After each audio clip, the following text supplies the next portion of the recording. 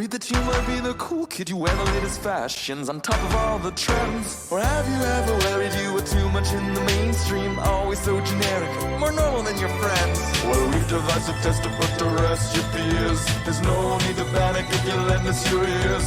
Tonight you can't sleep easy after all that you've heard. Cause if you like the show, then you're probably a nerd. Oh, Canon, it's Canon, it's all.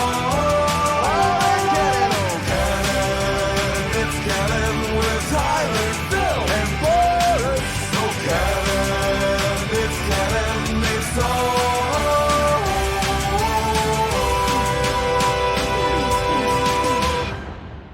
in Canon. Hey everyone, and welcome to the latest episode of the It's Canon Podcast, the podcast where we talk about all things geek, the podcast where we talk about all things pop culture, the podcast where we talk about anything and everything, including video games, comic books, movies, TV shows, Lego, anything and everything. If it happens, we're going to be talking about it. We're your hosts. I'm Boris, and as always, I am joined by Phil. It almost worked this week. Hey, do you know what today marks? A very special day in Star Wars time. Today was the opening day for Empire Strikes Back 44 years ago. There you go. 44 years. 44 years. Not sure if I was there for it. I know I've seen it in the theater. So I'm old enough. I should have been 44 years. Pants. That's crazy. That is crazy, my friend. Yeah, Bill? That one kind of blew at me on the internets, on Twitter today. I was like, oh, wow. That's a long time ago. So how have you been? Pretty good. Been a week. Good. It's been a busy week. Yeah, Beautiful weather here in in southern Ontario that we're seeing. The weekend was absolutely wonderful. It was great. Yeah, it went from nice, pretty cold spring to instant summer. Yeah. It's crazy. It is absolutely crazy how that happened. Humid, hot, stinky.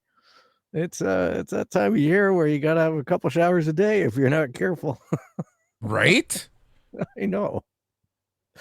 I've had to revert to mounting all the fans and everything because my 86-year-old father, ever since he's had his issues with health, has decided that he finds air conditioning too cold.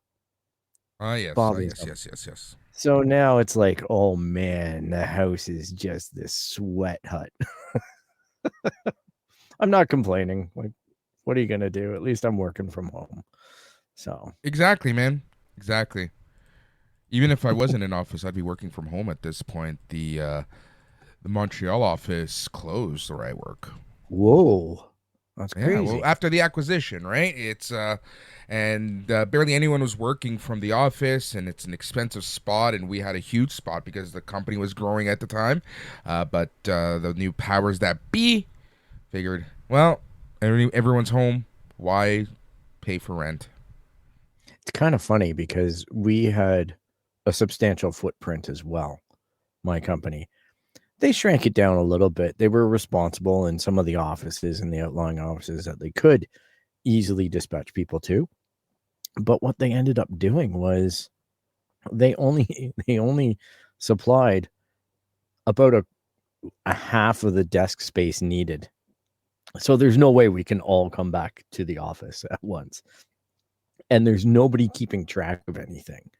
So it just kind of feels a little bit hectic because I'm like, I don't really want to go in because I'm not sure if there's going to be a desk with 2 monitors on it or not. It's going to be hard to That's the worst part. Yeah. It's incomplete. It's not square, but I know they're working on it. I know, I'm fortunate. Like I say, I don't really enjoy the commute anymore. So this is great for my pocketbook and my advantage. So, and I get stuff done. So, happy as a clam. Right? Kind of win out there. Yeah, I tried a new show this week. Trying it. I know I've got X-Men to watch and whatnot, but I kind of got suckered into that Outer Range. Yeah, you messaged me. Talk to me about it. second season of it, but I started back at the first because I had not gone down that rabbit hole. Josh Brolin's in it, so I was. So this is that. Just to summarize it, it's essentially a sci-fi drama type of show. Yeah, there's something weird in this farmer in Josh Brolin's fields that he discovers, him and his sons, and it's basically a hole in the ground that has no bottom. It's a portal.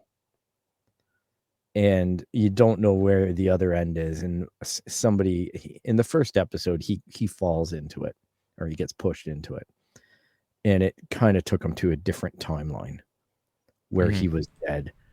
And his wife told him to run. And when he ran, he ended up back in the regular timeline. So I don't understand the mechanics of it yet. I'm only about halfway through the first season. But it's okay. It's a little bit small town, a little bit country western. Lots of great acting in it. Quirky characters. It's your typical drama, though. There's always a murder and a crime to solve and people fighting over things like people do. They say, you took my land and I'm taking yours and blah, blah, blah. So it's a little bit tiring that way, but hey, you're going to try something. So what have you been watching? I've been watching. What have I been watching? I feel like I've watched a lot, but yet nothing at all. Obviously, I finished X-Men. Fantastic end there. That was a lot of fun. I really did like that a lot. Very good stuff. Yesterday evening, my friend messaged me and she was telling me about the show that her and her daughter watched, and it was this show called hold on, let me get the name right. The name always eludes me. Fair enough. It's called The 8 Show. Okay. It's a Korean drama type of show. Mm. It is Squid Game meets this Spanish movie called The Platform meets, I don't even know, reality TV, but it's not reality TV, it's a drama. It's essentially 8 people. They're trapped in this 8-story building. They're in a game show, but they don't know any of the rules. And every hour they're making money. And there's a timer, and as the timer counts down and goes down to 0, then they leave with however much money they earned. A lot of twists, a lot of turns, a lot of cool things. I'm like halfway through the season. I think it's 8 episodes, but goddamn, it's good. Makes sense. What? 8 episodes. Yeah, makes sense. Yeah, right. Because every episode it's kind of like they focus on one character, not like solely. There is one main character that the focus is on. Yeah, it's funny, I still haven't watched Squid Game. I know you haven't. You will. What's that? I know. You will. At one point, I will pick it up when it's completely off the radar. But they brought up the Acolyte. Latest fan outrage. They showed a 30-second trailer of the Acolyte. It's one of these sizzle reels. And the lightsaber turns into a whip. Yeah. And fans are freaking out over that. And not in the good way. Even though this has been established in canon already. Exactly. I was going to say. It was in the EU, it was canonized under the New Republic. This is not, it's a new concept to screen, but not Star Wars. But just remember, we were literally talking about this a we few were weeks always ago, talking about where this. It's the male, the guardians of the whole Star Wars universe that tell everybody what can and can't be canon. Like the guys like Star Wars Theory that say there are no bricks in Star Wars. There are no nuts and bolts and stuff. What the hell do you think is happening here? Because he was upset that there was bricks, that someone got cremated into a brick in Andor. And I'm just like, there's bricks in Star Wars because Star Wars is ours. It just because a creator decided to expand on the lore of something that you consider mundane doesn't mean you get to call it out and say that doesn't exist because I didn't authorize it. And it just feels like Right. that's the same gatekeeping as this is. Like, oh no, don't show lightsabers that are whips because I haven't said that that's okay. Yeah, and we didn't say that it was okay for Kylo Ren to have a crossguard, but damn it, we all accepted it and loved it after a while. Did people freak out with a Darth Maul's double-edged lightsaber back in 1999? No, because this Case in toxicity point. didn't exist. Right? Exactly. They were too busy hating on Jar Jar. But they didn't have the internet to advertise it. It was very early. Very early of the internet there. Yep. 99? Oh, That's when I got the internet. Yeah, that was around, but we weren't organized on the internet. You were still trying to figure out what the hell was going on. Well, 99% of people started on AOL, right? AOL. AOL, yeah. I started on a small Canadian ISP called NetRover. NetRover. Yeah, I heard of them. Yeah, I actually worked for them for a while too. So it was. My brother built the computer from MDG. Was it MDG? Oh yeah, MTG. Yeah. Did you work for them? I did not work for them. I worked for an outfit called Wise Guy Computers. And I made a computer there was a computer place in Mississauga. My first computer was a 386 with 2 megabytes of RAM. And I actually got Windows 3.11 running on it. Wow. We had a 486 that ran Windows 3.1, and it had an 8 meg hard drive, which was fucking crazy. Huge. It had a modem. The 486, that bad boy had a modem. Well, did it have a coupler? Or was it? It was, so you had to put the receiver in? Yeah, because we used to have, when, like, this is going back way before the 386, my friend Andrew in his basement had a Commodore 128 with a coupler modem. Wow. And we could dial into bulletin boards and download like pictures of topless women. And it would take like an hour to download. And it was the most awkward teenage experience of your life. So it was like getting that and all these things, bulletin boards were like places, repositories of like evil libraries of stuff you're not supposed to get. Nude pictures and anarchist cookbooks and things like that. It was like the pre-dark web. You know what I mean? It was basically the dark web moved to the dark web once it got popular. Right? But the web was entirely like fucked up back then. It was an experience having two kids learn about the world through bulletin boards and common connections and just, like I went to start work at Staples, which is Business Depot now. And the guy I was working with, he hosted the bulletin board that we used to go and get all that stuff from. And I actually worked with him at Wise Guys. That's right. Him and I kind of worked together for a few runs there. It's such a small world. I'm like, you're the guy who owns that bulletin board? Oh, wow. Thank you. I remember, I don't even know why Juan needed the computer. But essentially, I remember it took us the full day on Saturday. We went from the Bay to Grandin Toy to Sears to what was the source called back then? Radio Shack. Yeah, we went fucking everywhere trying to look for this fucking computer for this kid. I think it was 1991. So I guess he was in grade 10. Wow. See, that was around the time that I started, probably about 92, 93. I was assistant manager at Wise Guys. And we were selling 486s a lot, Packard Bells. Yeah, we had Pentiums. And then we got Acers. And the Acer brand had like a 1 gigahertz Pentium, which we'd never seen before. Remember? And we were crazy. The meltdown that people had when Windows 95 came out, when you figured that when the reality of computers and upgrading came. Yeah. That was our feast. Was Windows 95 upgrades and multimedia upgrade boxes. Yep. People used to come in and drop $500 to $600 on a CD-ROM drive with speakers and an assortment of shitware in it. And then they'd come and pay us an extra $100 to $200 to install it into their PC. And that was we were licking our lips because that begat the RAM upgrades.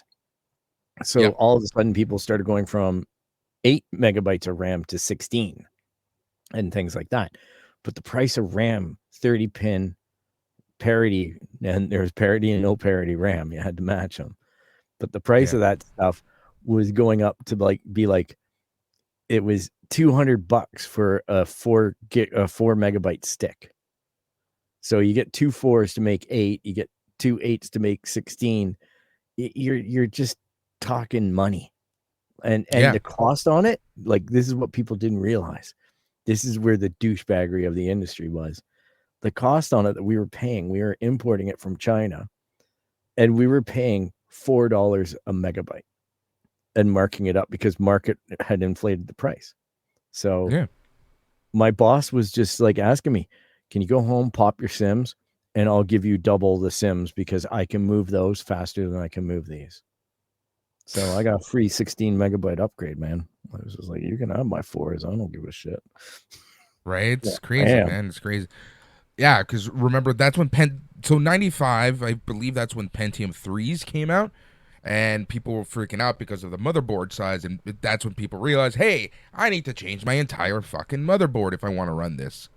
Yep. And you also had the arms race with AMD video cards. I was going to say, then on top of that, you had the whole Pentium versus Intel versus AMDs. And that's when Intel, when Intel was being very, very sneaky with their Celerons. Yep. Oh, yeah. There's all kinds of douchebaggery moves. Celerons were a which mobile still happen. Yeah. Oh, I know. Luckily, the younger generation is smart enough to learn about the basics of computers. Yeah. And even if they don't, but there's a standard. They're so overbuilt now. It's hard to go wrong with a computer these days, unless you're really going and buying a Chromebook or something that's very underpowered and very OS dependent. But the Apple stuff is outperforming. The the Intel stuff is outperforming. And you're even getting some of the mobile stuff is getting in there. AMD, everything like that. All these things are just built to a pretty good standard that if you just spend your money smartly, you're probably going to get a pretty good PC. It's just a question of whether or not you want advanced video card or not. Because if you do, you got to build in an extra $1,000 for the video card. That's exactly it. It's what NVIDIA card do you want? Or do you want a regular one, built in, or do you want the extra? Yep. Right? Yep. And even then, it's just crazy. But then NVIDIA is kind of just being dumb about what they're doing in terms of pricing themselves out from so many people. The problem that I have with that rat race, this is why I had to stop with expandable computers. You saw my chassis now. It's the size of a hockey puck. That's to keep me out of it, because I know that I can't stop myself from upgrading every single thing. So I've already been down this road, and I'm tired of. It was one thing when you could do the upgrades for $100 at a time, but at this point, the upgrades being $1,000 at a time, I'd rather play on the consoles. You know what I mean? Dude, that's exactly it, right? The only time I really played a lot of computer games were two moments of my life. Number one, with the 486, because nothing fucking mattered. And that's where I learned kind of scripting and stuff, right? Because I used to do the Lucas DOS, the Lucas Load. Remember how you had to put in that software in before you could even play any of the games and stuff? Oh, you used to have to. There was Stacker that you could compress your memory, but you also had batch files that you could load up that would avoid loading stuff and reload right from the DOS prompt. Yeah. Yep. Created really cool stuff, right? So I had all the games already programmed in the computer, and then wrote batch scripts that would launch a program and then give you press 1 for this game, press 2 for that game, press 3 for that game.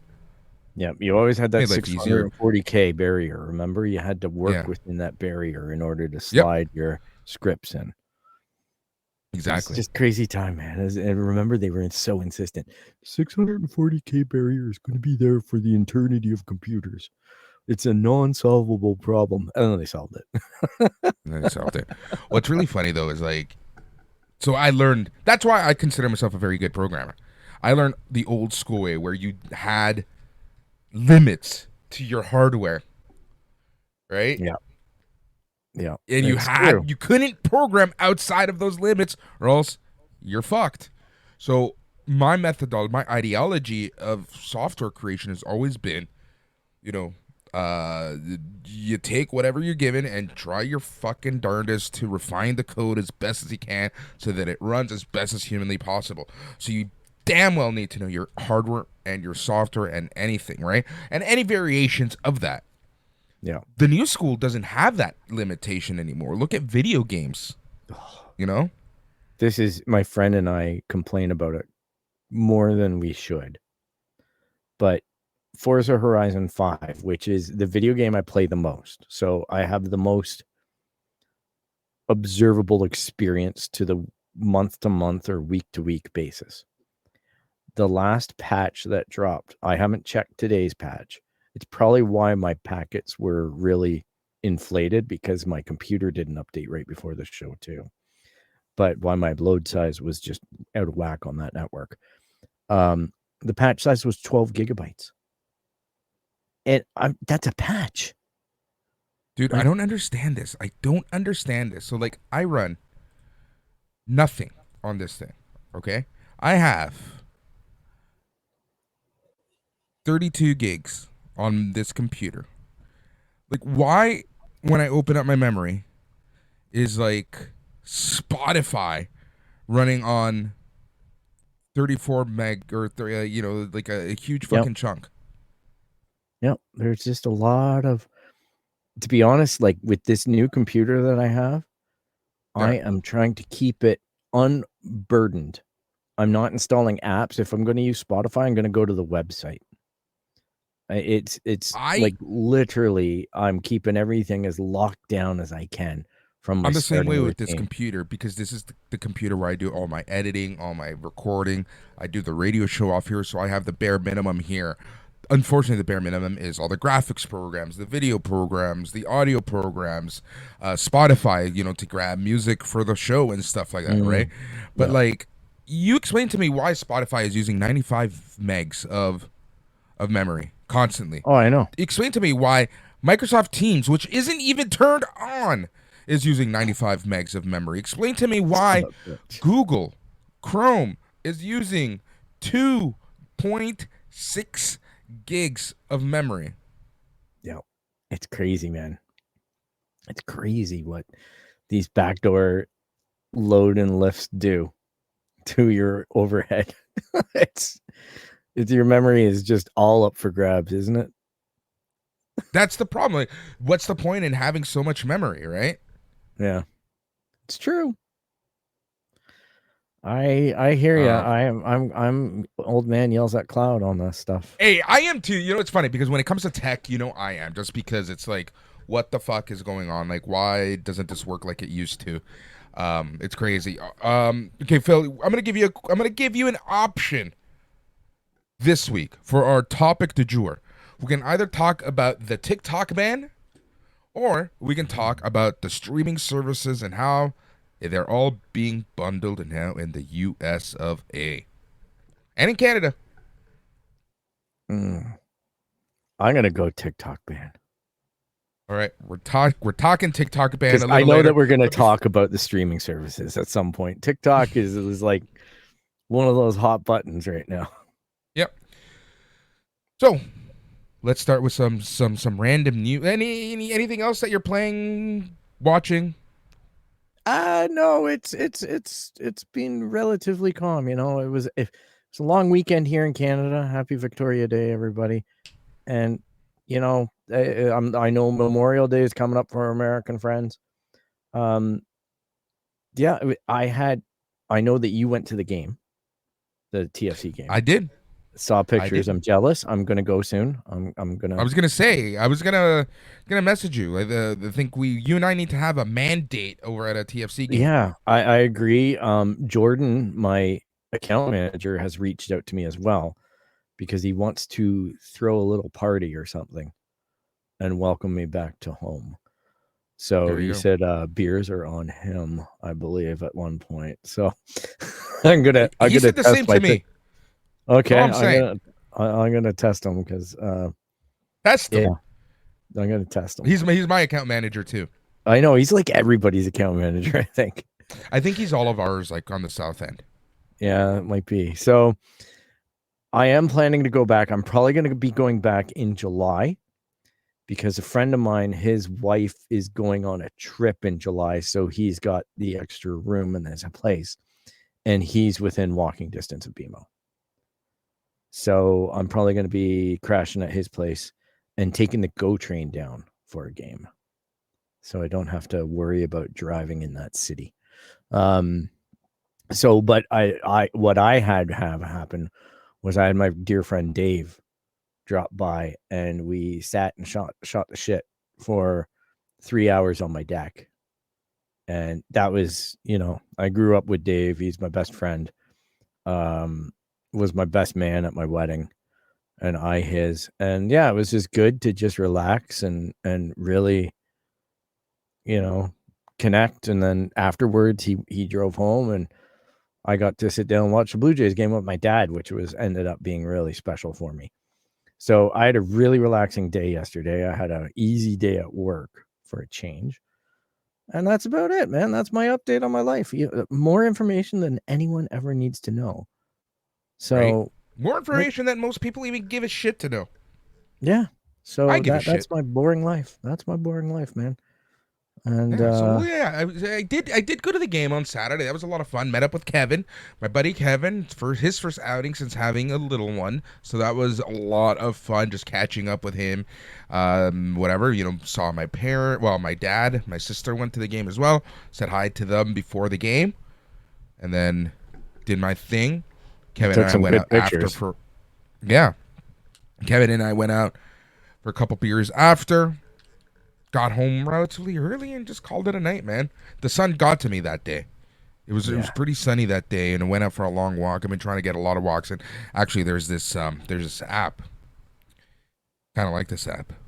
It is called. Give me one sec. People need to stop messaging me when I'm doing this stuff. This app is called Sweatcoin, and it essentially gamifies walking. Right, you get sweat coins for X amount of steps that you take, and then you can use these sweat coins to purchase like gift certificates. You can even buy Lego and stuff like that. Yeah, it's very cool. I saw that there's one not endorsed by them whatsoever, but I think it's really cool gamifying this stuff, right?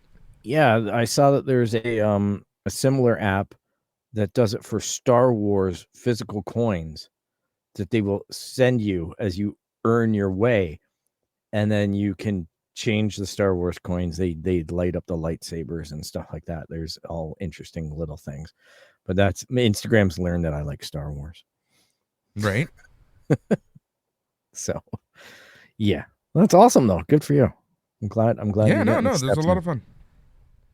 I'm looking forward to getting steps in soon. Yeah, man. It's just one of the things that just keeps me just keeps me honest. What else? So Sunday I did the radio show, and then that was just like Sundays are a write-off. Usually super busy doing that. And then yesterday I just tried to relax, man, and it was so hot. So I made the mistake of going for a walk in the middle of the afternoon. As you can see, my skin is like 2 different shades right now. Yeah, it was even I was out exposed a little bit with the skin, and I could feel myself crisping up. So I hear you. It was hot out there. All right, let's talk about a few things before we get to our topic du jour, which this week will be the Tick-Tock ban. Did you see this Apple bug where your recently deleted photos are actually coming back? What? That's terrible.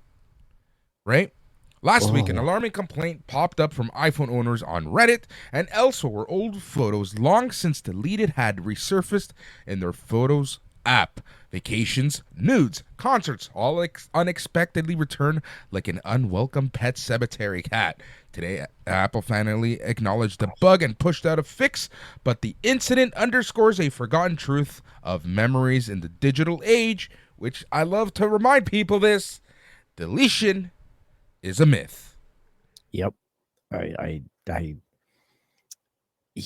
Going back to the old days.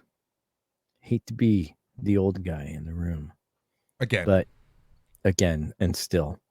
I remember that if you had pictures, you had to go to a store in Canada. Gotta love this live stuff. Gotta love this live streaming stuff that's happening here. I don't even remember what we were talking about, to be 100% honest. What was it? We were talking old man. Oh yeah. He was having another old man rant. Gotta love those old man Phil rants. So I don't know. We'll see what happens.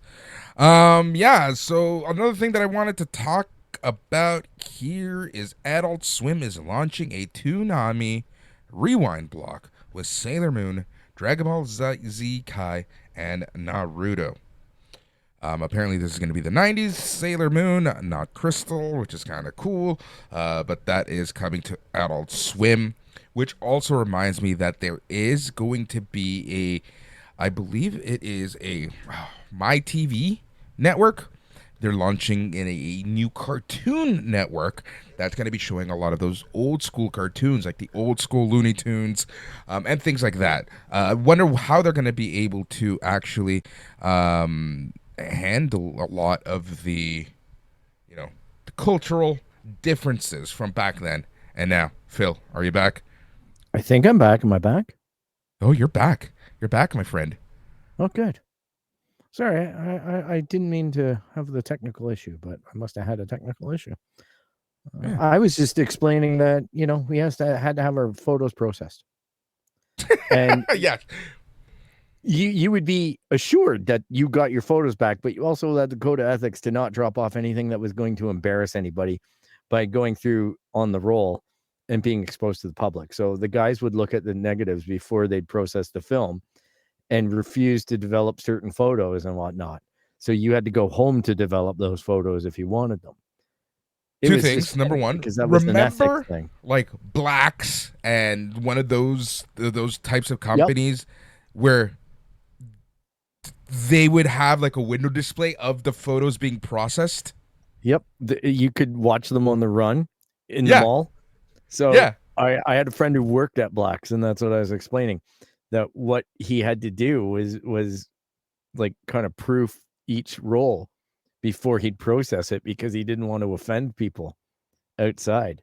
So yeah, that was the comp for making sure that you could still take a bad photo, but you weren't going to subject a photo of something embarrassing because of the public humility. You're going to be laughed at. So that filter is now gone in the digital world. And I think the mindset hasn't left us like, oh, that's my photo, and when I delete it, it's gone. No, it's not, ladies and gentlemen. It's gone into the cloud. Like, it is very easy to get that shit back. Not only the cloud, but even when you think you deleted it from your actual device, there's forensics way of getting ones and zeros back, because it doesn't actually delete. It puts it in like the state of to be deleted. Yeah, exactly. It's great. Just be careful, people. Like, honestly, you know what this reminds me of? Remember that episode of Seinfeld when George takes the raunchy pictures? Yeah. It's I can remember my giddy excitement purchasing my first digital camera and being like, I can take a picture of whatever I want. Like, the biggest thing is I didn't have to pay to develop it.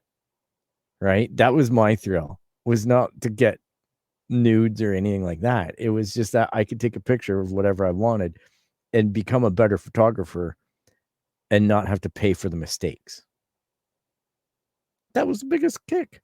And apparently, yeah, being a phone technician, people do crazy things with their phones. I can tell you that. I'd never buy a used phone or a used a keyboard. Things I will not touch. Right. Yeah. So it's All never right. gone. Jennifer Lawrence is forever learning that. I feel. Yeah. Well, that's bound to happen. So I'm trying to bring something up. Does this come up? Okay. Have you seen this 2 terabyte PS5 compatible SSD? Right now it's on sale in the States and you can buy it for just $109. In Canada, you can buy it for $165. That's a pretty good price on a very well-sized SSD. I've got a 1 terabyte expansion in mine. Yep. And 109 US, 165 Canadian. Man. You know why that is, actually. Now it makes sense. Because why is that, Phil? Because it's what's the technology behind that one? It's not NVMe, that's the RAM. It's it's already moved to the second generation of that SSD. Yeah, the UD90 NVMe. NVMe. It's already on NVMe 2. So that means Mm-hmm. NVMe 1 stuff is just going to become cheap because the 2 stuff will be in demand. It's already exceeded past. But like, geez, man, that's great. That's a fantastic price. Because my computer uses NVMe 2. And I was shocked that it's already gone through a generation change. Yeah. So it's moving fast. So Square Enix's stock tumbled 16% last week out of bad news that apparently Final Fantasy VII Rebirth impressed critics, but it didn't impress the market per se. So there was a sales shortfall. It isn't exclusive to Final Fantasy VII Rebirth, but they also found that Foam Stars also did not sell as much as the company forecasted. Per Bloomberg, the operating income of 32.5 billion yen represents a 26.6 year-on-year decrease from 2023, and the company projected an overall operating income of 40 million yen, well short of the 57 million yen average analyst projection. Yeah, they kind of said that they're ending their exclusive deals with PlayStation as a result. Mm-hmm. Because they want more blame availability. Yeah. And, like, let's be honest here, though. The majority of the console users that are going to play Square Enix games, not all, but the majority are PlayStation. They're PlayStation users. PlayStation has always been the RPG console. Yeah. If you want RPGs, you play PlayStation. If you like sports, you get Xbox. That's kind of been the divide. Yeah. Yeah, it has. And I know Xbox has its shining moments on the RPG kind of front and has those dual titles as well. I don't know that those games do that much better if they have Xbox availability. It's just a matter of, I think those games all suffered from release window crunch, in the sense that not the crunch on the programmers or anything, but the marketplace was crowded with other RPGs at the time. Because I can remember sitting there going, do I want to buy that? Or do I want to buy this? Or do I want to buy this? There was a number of games competing for my attention. The way that they thought they could circumvent this was to release demos of these games. But it's no fun downloading like a huge demo, having it sit there, and then realize that you haven't finished the other game. So should you start the sequel? You know what I mean? It feels like there's a lot of broken shit in there, and the games aren't small. So for casual gamers, I know that the dedicated fans are going to be the dedicated fans. They're going to buy it sight unsaid and play it. But for a guy like me that might struggle with the amount of hours needed for that RPG.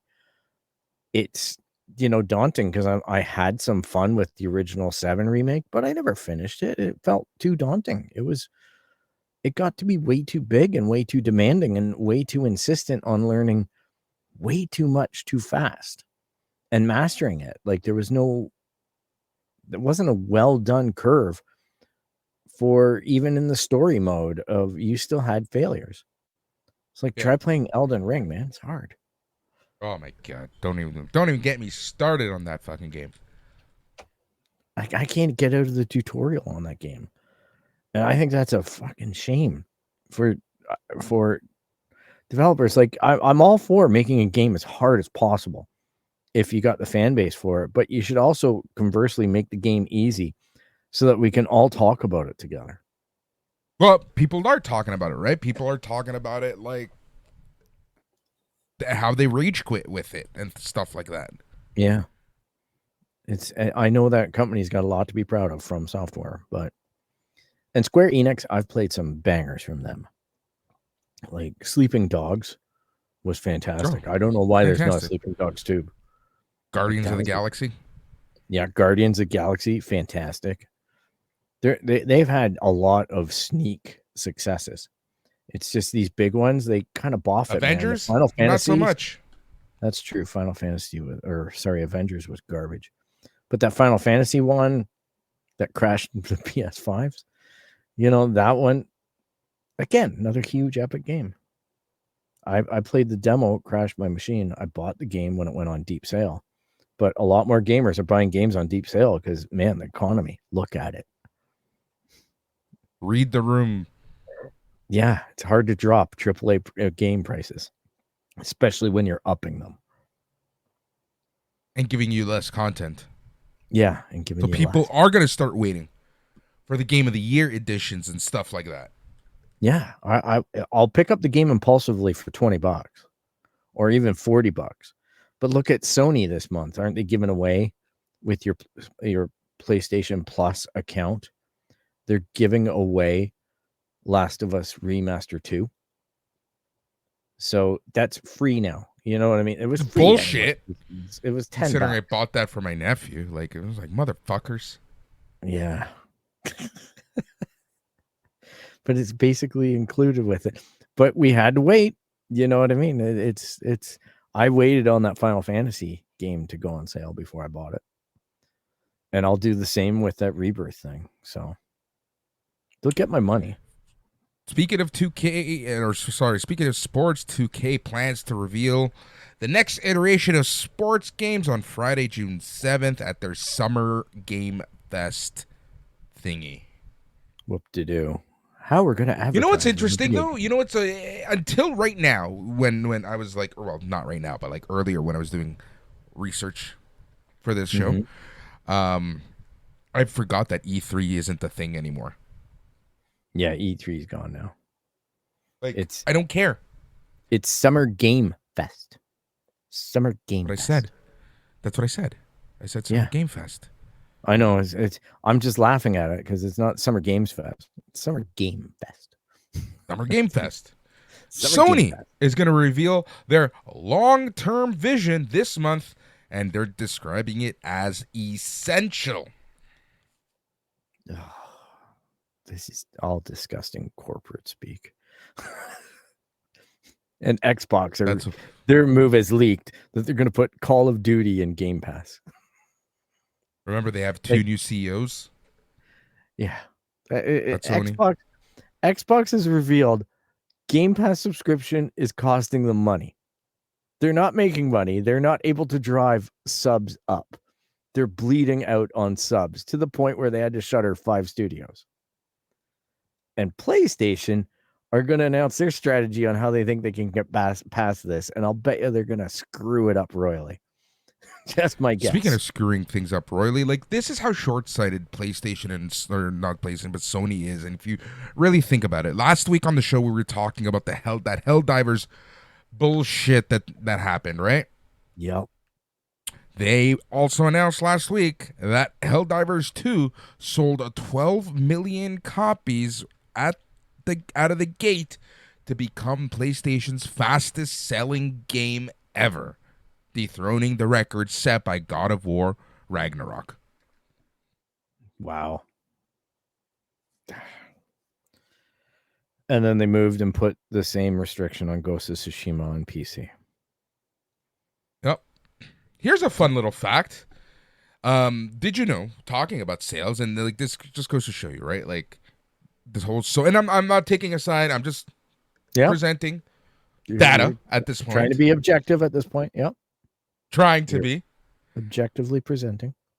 PS5 has outsold the Xbox Series X and S 3-1 in 2023. Not shocked. If there ever is writing on the wall about a failure, it's what's happening in Microsoft right now with their Xbox division, because they failed on the last cycle as well on the bone. They failed on hardware. Yeah. So they moved their strategy to a more software-based strategy. They're fucking that pooch up hard to the point where there's so much pressure on them. Phil, is there a world where Xbox is no more?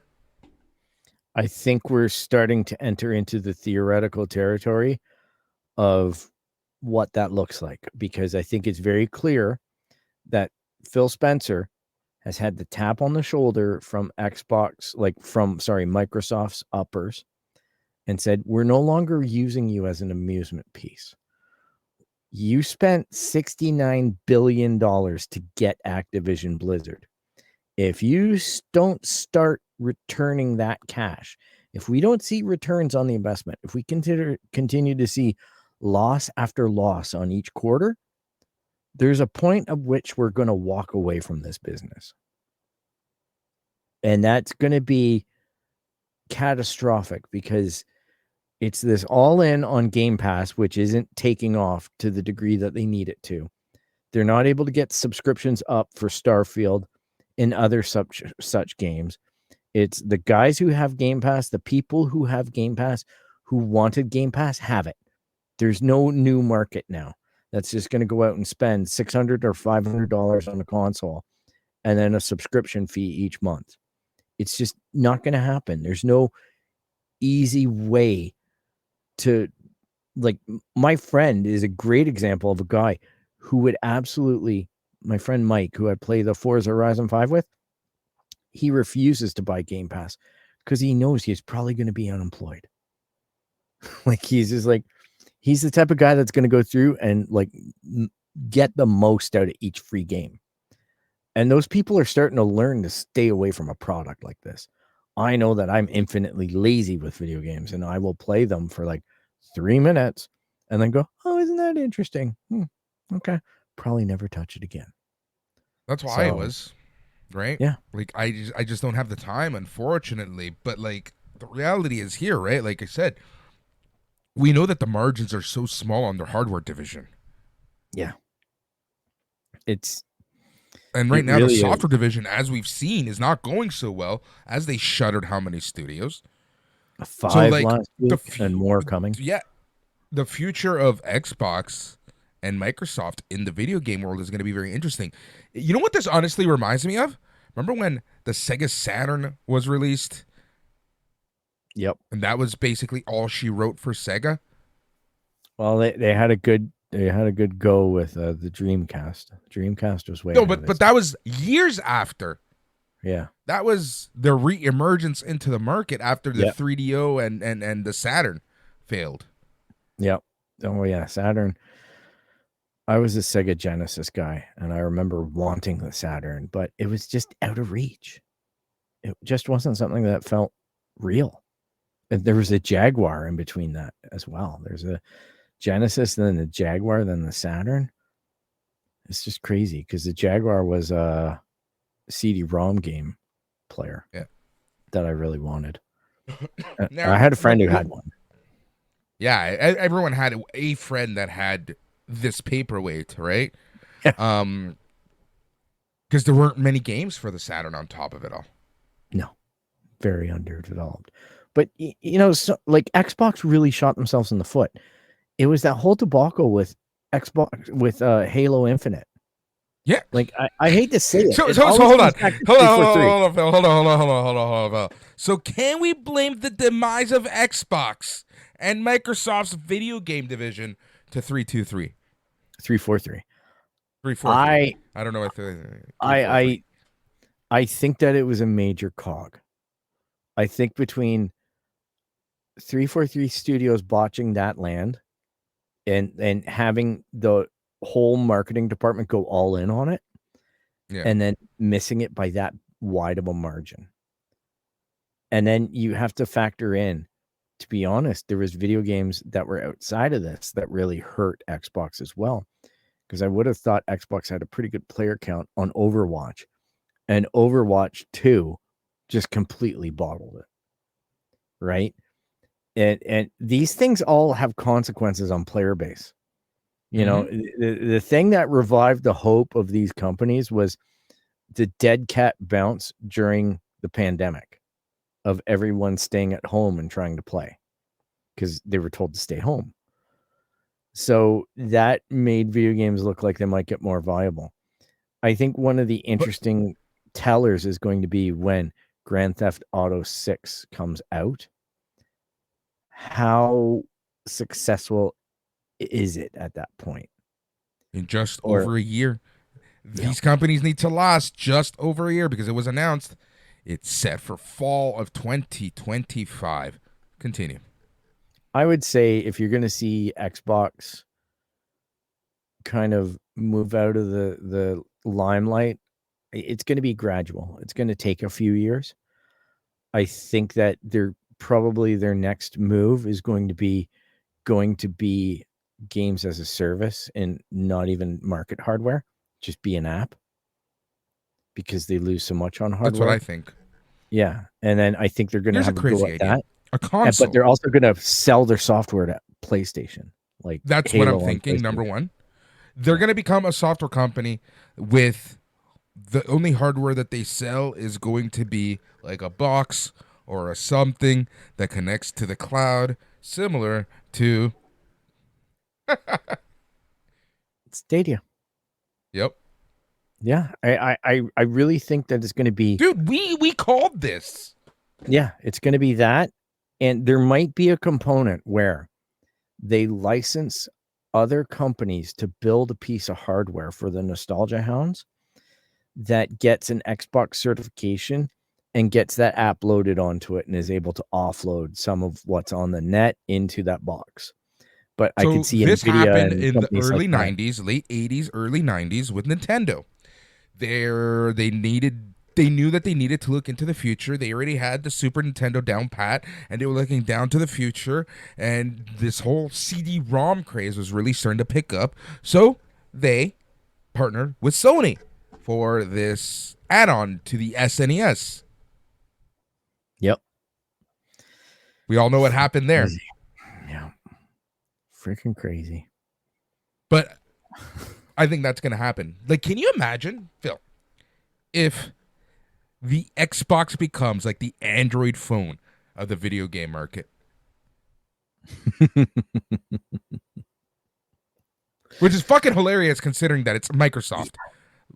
But I really do think that they're going to partner with someone to create hardware to take that burden off of them. I get mad at what Google has done to me, but I even get more upset when I think about what Microsoft has done over and over again. Like, and I paid for it. With Google, they generally try to refund you something to make you feel good about the fact that they ripped something that you loved away from you. With Microsoft, I don't know. Remember their attempt at a Windows phone? Like, there are many attempts. They bought like the Nokia. Duo, everything. Like, I'm just like, man, it's so frustrating as a customer of this company to just make them calm their shit and make a product and just stay behind it. Like, don't try to reinvent the box. The issue that I have with almost everything these days is the toxic need for every corporation to exponentially expand. It's not enough that we made 44 billion yen. No, we forecasted 54.6 billion yen, as in Square Enix. You know Don't what I get mean? me started with analysts and analyst predictions and how that fucks the market up. It's just ridiculous all the time. There's only so much money and so much time in the world, and they're trying to buy all the pieces of that, and we choose what we want to play. And and they're going sitting in the corner rolling the marble so hard on shit that's fucked up, like the Avengers, like Suicide Squad. Like, it came out, Warner Brothers lost 200 million on Suicide Squad, that game, right? Kill the Justice League. And it killed something. It killed something. Exactly. You took a perfectly viable company. And I don't know, they're trying to say that the devs wanted to make a games as a service thing. Bull fucking shit. I'm sorry, but devs bullshit. Would never willingly do that unless they're told to. They wanted to make another cool Batman game, except without Batman. They wanted to go into a new area. It was some marketing exec that said, we need to figure out a way to make money off this, because it's not enough to have a AAA title game for $70 that just goes out and becomes something that people play, and then we monetize the add-ons. Oh no, we want those kids' money. We want skin money. We want gun money. We want what the problem money. that I have is with the video game system, and you alluded to this a little bit earlier. That's the fact that during the 2020 pandemic, video games were at their all-time high. And I feel like any goodwill that any company had, they turned around and they took a big shit on their feet. Yeah. Big time. And they said, fuck you. We're going to start and keep milking you. You fucking idiots. No respect. And as well, it's really hard watching the video game industry from the news level that we have to absorb it to be able to do this podcast responsibly. And I'm having a really tough time watching every week more devs lose their jobs. You know what? Like, it gets to me about that. It's not so much, it is the devs losing their job. I hate seeing people lose their job. It's how fanboys and fandoms fucking celebrate people losing their jobs. Oh yeah, there's a toxic side to it, but there's also a corporate toxicity to it. Oh, of course. The reason why those people are losing their jobs, devs get shit on in all direction, right? Yeah, the reason why those people are losing their jobs is because their product just didn't make that enough money. It made money, but not enough money. Not quite to what they wanted. Exactly. It's like Xbox go out of their way and say, hey, Tango Studios, thank you so much for making Hi-Fi Rush. Our game of the year, 2023. 2024, they shutter the studio and say, and then have the audacity the day after to issue a public statement that says, we need our studios to make more games like Hi-Fi Rush. So why did you close the studio? It's because it failed on Game Pass. It didn't launch anybody to buy Game Pass. And that was a day of release. Like, oh, hey, we're having an Xbox event. Oh, guess what? When you turn this off and load up your Xbox, you can download Hi-Fi Rush right today. There was no build up, no preamp, no anticipation. And the fan base loved it. But man, we got it all for free. And then they go, well, let's make a last-ditch effort, try to sell it on PlayStation. Nope, well, shutter the studio. Studio that makes Dishonored, Prey, all those gone. Admittedly Redfall, but Redfall was a miss.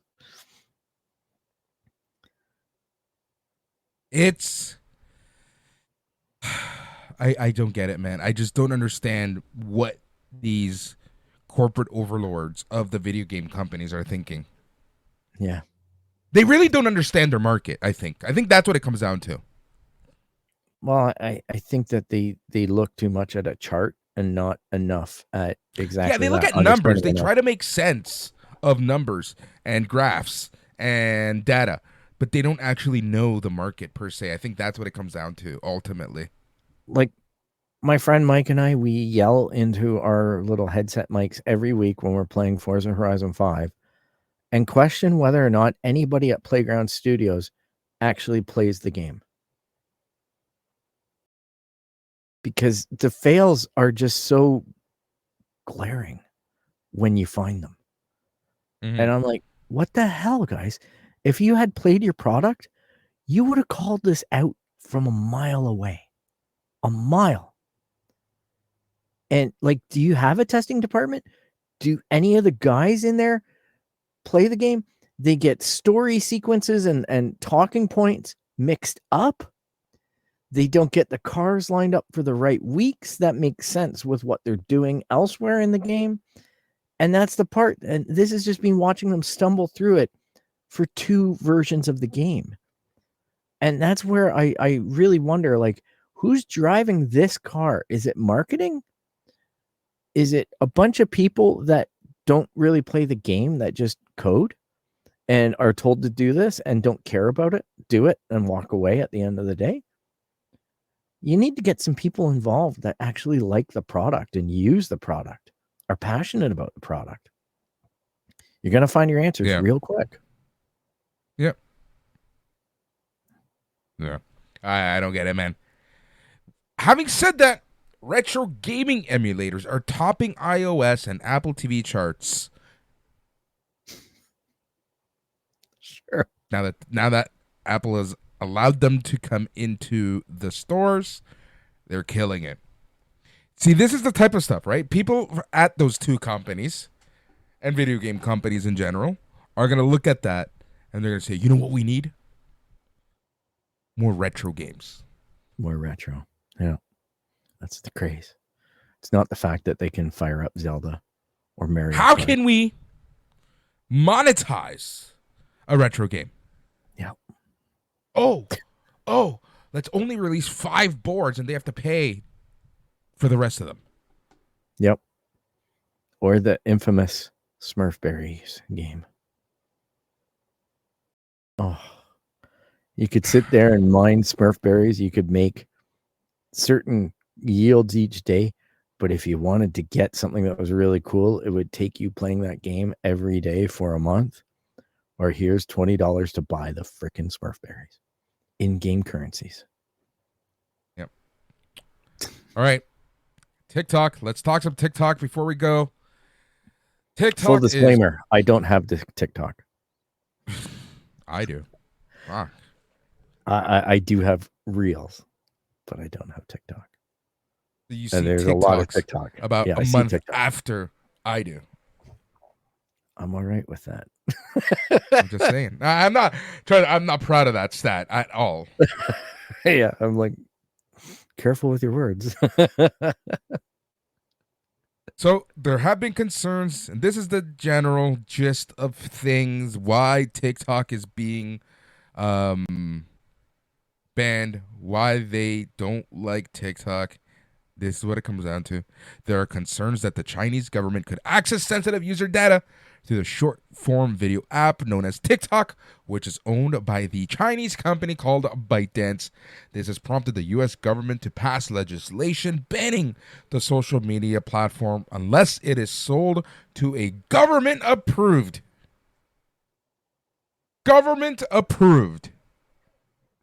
non-foreign approved buyer.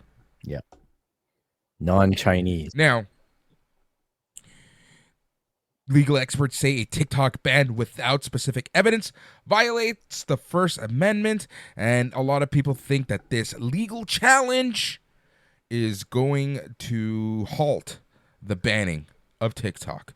They say that it's going to be very hard for this ban to actually go through. Having said that, it's going to come down to the 11th hour. Now, here's the insane part, and I can't believe I'm even saying this out loud. But with all the issues, you know exactly what I'm going to say. There's an election in November. Yep. With all of the fucking issues that Trump is going to be facing over the next few months, you know how he clearly wins this election? Yeah. By saying that on day 1, he will sign an executive order reversing this TikTok ban. Yep. You can buy votes, literally. Literally. Now, TikTok last week filed a legal challenge against the Biden administration over a law that would ban the video app. Lawmakers in the White House have justified the crackdown on TikTok by claiming the app's link to Beijing makes it a national security threat. Now, this is some of the issue that I have. So we're going to stop there. Now we're going to give our thoughts. We're going to give our opinion. Again, we have no horse in this race, especially being in Canada. Even if we were content creators in TikTok, we cannot monetize this. So let's talk about this from a tech point of view. So the U.S. government was able to convince other older people who don't understand technology that the Chinese government has the possibility of spying / gathering data, which is the truth, but I love how they say spying, gathering data through the use of the app.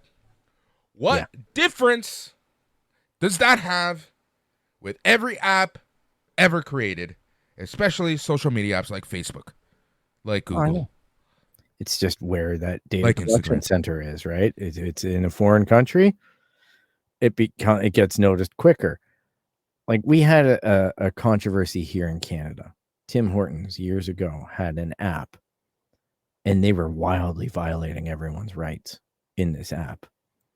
And then they apologized because they were doing things like monitoring your location in the background. You know, you wonder why Spotify is 93 megabytes in the background on your PC. They were monitoring your location and purposely putting, why don't you pull into Tim Hortons and get your regular double and things like that onto your phone, and advertising and manipulating data in that way.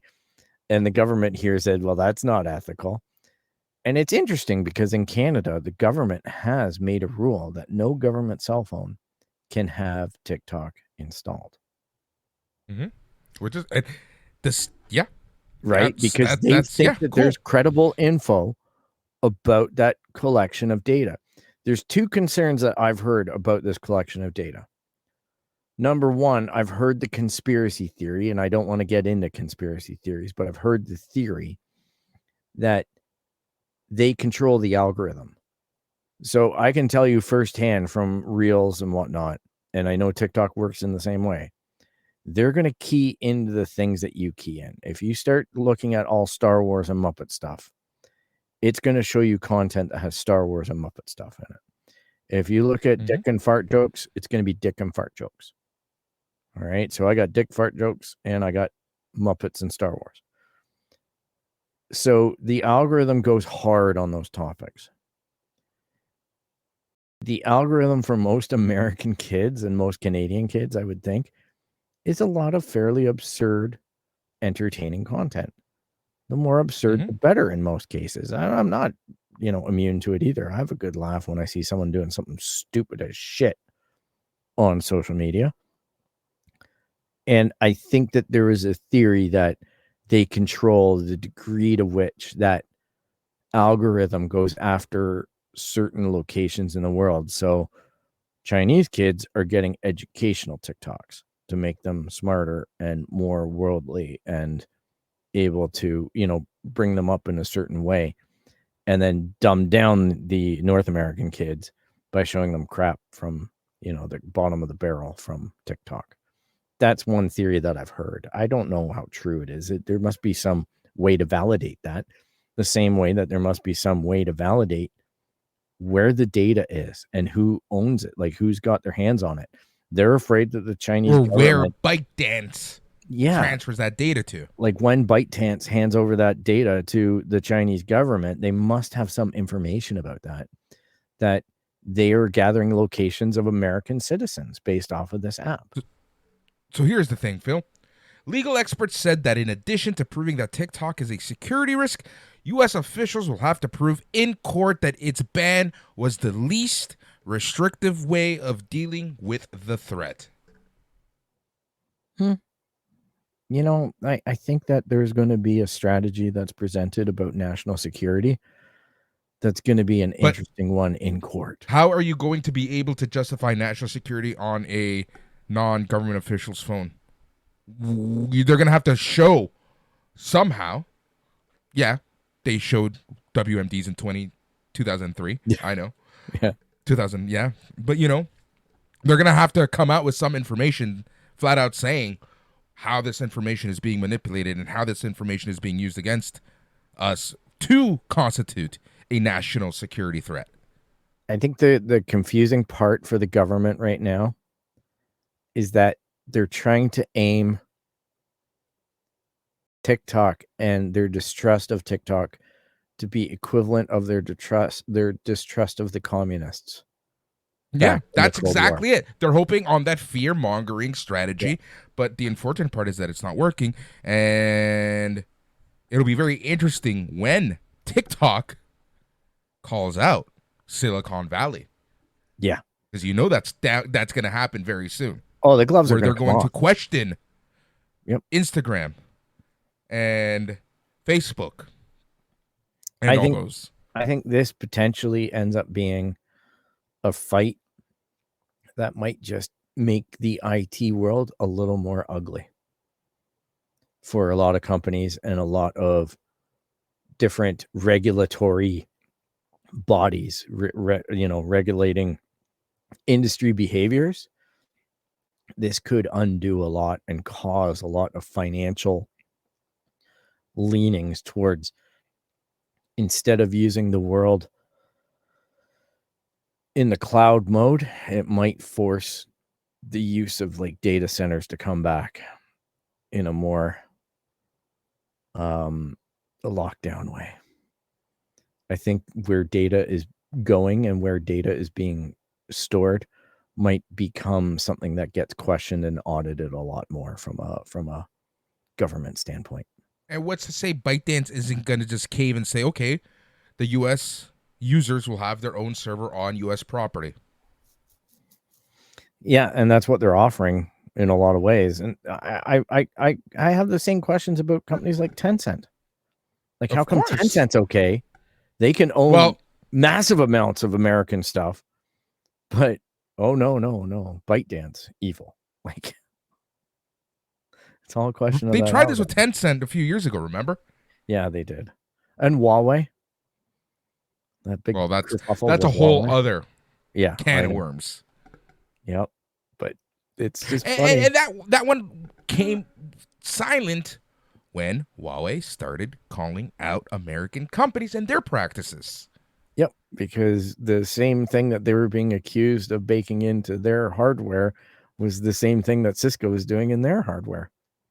Mm-hmm. And then you look at some of the big Wireshark or whatever those programs were that do all the network checking that got hacked. They got, you know what I mean? Like that, those exploits were just brutal and whatnot because of backdoors, man. You know what it's like when you're a dev on those things. You build in these little backdoors and you don't think anyone knows about them, but eventually they find it. They find it good. We're just talking right now about what ByteDance is doing and how ByteDance is challenging this, but we haven't even talked about the creators themselves. The creators, in my opinion, will be able to launch a legal fight over this because you're taking away their way of making a living. This is where I get really nervous for any content creator who is brave enough, and I respect the crap out of it, to go full-time into content creation and really live off of a paycheck that comes from a company that you are hosting your creative content on and have the deal with them paying you for that usage. It can disappear at any time. Like, you see YouTube doing this all the time where they change the algorithm and they completely kill some users. Mm-hmm. Like, their channels aren't viable anymore. They can't make money. They just can't do it because they took a step back. They decided that they can't produce a video every day. They need to produce one a week, or maybe switch formats to long form. And then that becomes no good. And I think that we have to be careful because it's going to open a door about that too, where it's like, I think that ultimately legislation is going to have to catch up where algorithm changes have to be able to be visible and monitorable by, again, some kind of regulated industry. We've talked about this so say, often, right? Yep. Where the government and regulation and all of this is so far behind in tech. This is where it's showing its spots, right? When you bring about these legal challenges, and it's like, there's going to be, I'm sure there have been times when people have just been absolutely screwed by the algorithm. And then they want to bring about an action to get their livelihood back. Or even when your content disappears, your account gets locked out, because of something you didn't do. And then you lose out on months worth of monetization. And your content might be deleted if your account gets hacked or whatever. It might get completely removed. And then magically, that is a deletion. Yep. There is no Apple return to the old pics.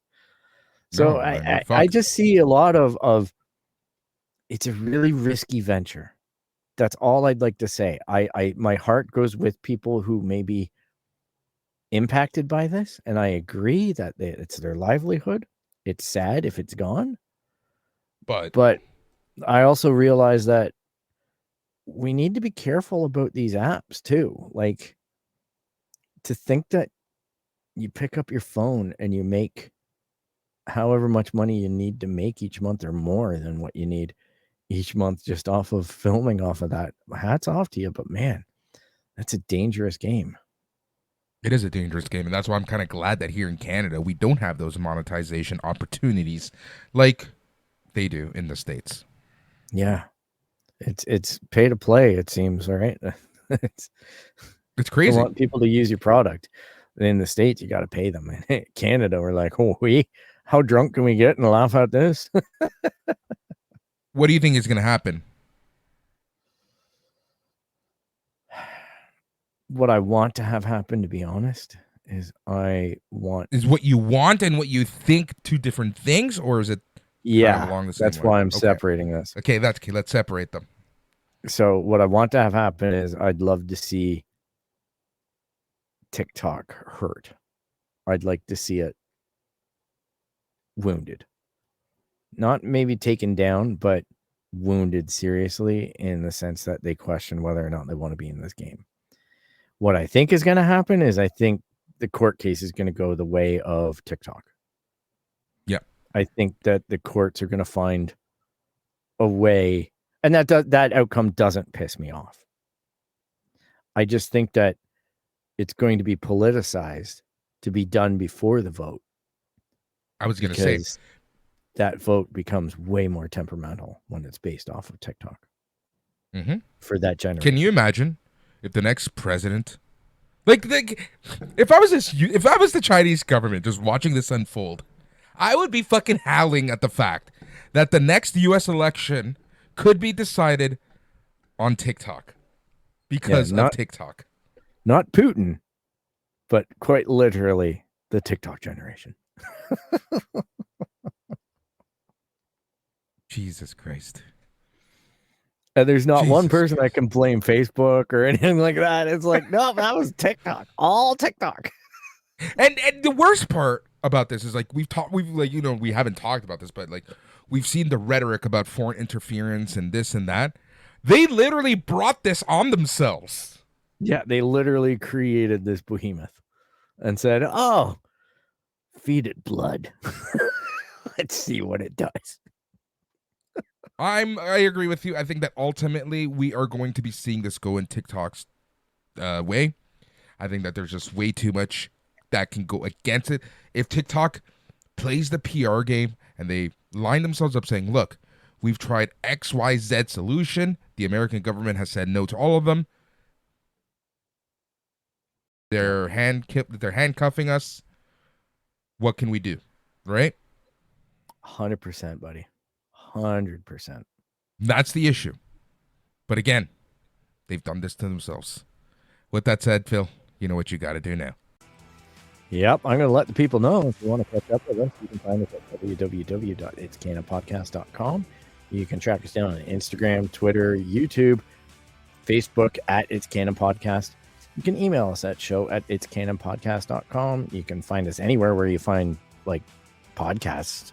And as well, you can check out our friends over at SNME Radio. They have a channel on Patreon called SNME Radio. They talk about wrestling. They talk about pop culture. It stars your friend Boris. And they would love to have your support. And please be sure to like and subscribe. And, thanks so much for spending your time with us. We really do appreciate any and all listeners. Tell your friends. Tell your friends. Tell them where they can find us. And there's so many ways that you can find us. You can listen to us on podcast form, like Phil just said. And you can also watch us live each and every single episode on YouTube. We tried to do these on Monday, but it was a long weekend in Canada here. Phil, I think it's safe to say that we should probably do this next Tuesday again.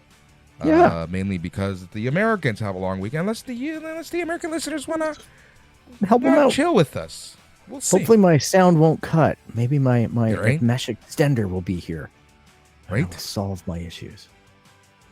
Thank you so much for listening to the It's Canon Podcast, the podcast where we talk about all things, everything, all things geek, all things nerd, all things pop culture, and we specify in all things movies, video games, books, comics, Lego, and so much more. He's Phil, I'm Boris. Until next time, take care and stay tranquilo.